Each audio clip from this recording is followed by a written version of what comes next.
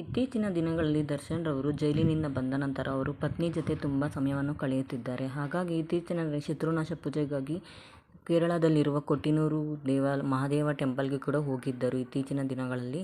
ಆದರೆ ಇಂದು ದರ್ಶನ್ ರವರು ಪತ್ನಿ ಮಗನನ್ನು ಕರೆದುಕೊಂಡು ಹೋಗಿದ್ದು ಎಲ್ಲಿಗೆ ನೋಡೋಣ ಬನ್ನಿ.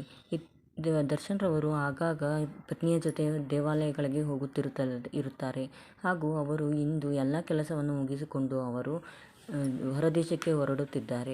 ಏಕೆಂದರೆ ಅವರು ಡೆವಿಲ್ ಶೂಟಿಂಗಾಗಿ ಇನ್ನು ಶೂಟಿಂಗ್ ಬಾಕಿ ಇರುವ ಕಾರಣ ಅವರು ಯಾವಾಗಲೂ ಪತ್ನಿ ಮಗನನ್ನು ಜೊತೆಗೆ ಕರೆದುಕೊಂಡು ಹೋಗುತ್ತಲೇ ಇರುತ್ತಾರೆ. ಹಾಗಾಗಿ ಇಂದು ಪತ್ನಿ ಮಗನನ್ನು ಬಿಟ್ಟು ಅವರು ಎಲ್ಲೂ ಹೋಗುವುದಿಲ್ಲ, ನನ್ನ ಕಷ್ಟಕಾಲದಲ್ಲಿ ನನಗೆ ಆಗಿರುವುದು ಪತ್ನಿ ಎಂದು ಅವರು ತೆಗೆದುಕೊಂಡ ತೀರ್ಮಾನ. ಈ ತೀರ್ಮಾನದಿಂದ ವಿಜಯಲಕ್ಷ್ಮಿ ಅವರನ್ನು ಅವರು ಎಲ್ಲೂ ಬಿಟ್ಟು ಹೋಗುವುದಿಲ್ಲ ಹಾಗೂ ಯಾವಾಗಲೂ ಎಂದಿಗೂ ಶೂಟಿಂಗ್ನ ಜೊತೆಯಲ್ಲೂ ಅವರು ಜೊತೆಗೆ ಇರುತ್ತಾರೆ ಹಾಗೂ ಪ್ರಾಣಿ ಪಕ್ಷಿಗಳ ಜೊತೆ ಕಾಲ ಕಳೆಯುತ್ತಾರೆ. ಸ್ನೇಹಿತರನ್ನು ದರ್ಶನ್ ರವರು ದೂರವೇ ಇಟ್ಟು ಬಿಟ್ಟಿದ್ದಾರೆ, ಯಾರನ್ನೂ ಕೂಡ ಹತ್ತಿರ ಸೇರಿಸಿಕೊಂಡಿಲ್ಲ. ಇತ್ತೀಚಿನ ವ್ಯವಹಾರಗಳನ್ನೆಲ್ಲ ವಿಜಯಲಕ್ಷ್ಮಿ ಅವರೇ ನೋಡಿಕೊಳ್ಳುತ್ತಿದ್ದಾರೆ. ಹಾಗಾಗಿ ಎಂದೆಂದೂ ಪತ್ನಿಯ ಜೊತೆಗೆ ಇರುತ್ತೇನೆ ಎಂದು ಅವರು ಈ ತೀರ್ಮಾನವನ್ನು ತೆಗೆದುಕೊಂಡಿದ್ದಾರೆ. ಅದನ್ನು ಕಂಡು ಪವಿತ್ರ ಗೌಡರವರು ಅದೆಷ್ಟು ಹೊಟ್ಟೆ ಹುರಿದುಕೊಂಡಿದ್ದಾರೋ ಗೊತ್ತಿಲ್ಲ. ಪವಿತ್ರ ಗೌಡರವರು ದರ್ಶನ್ ಫಾರ್ಮ್ಗೆ ಹೋಗಿ ಮಾಡಿದ ತಪ್ಪು. ಪವಿತ್ರ ಗೌಡರವರ ಬಗ್ಗೆ ಕಾಮೆಂಟ್ ಮಾಡಿ ತಿಳಿಸಿ.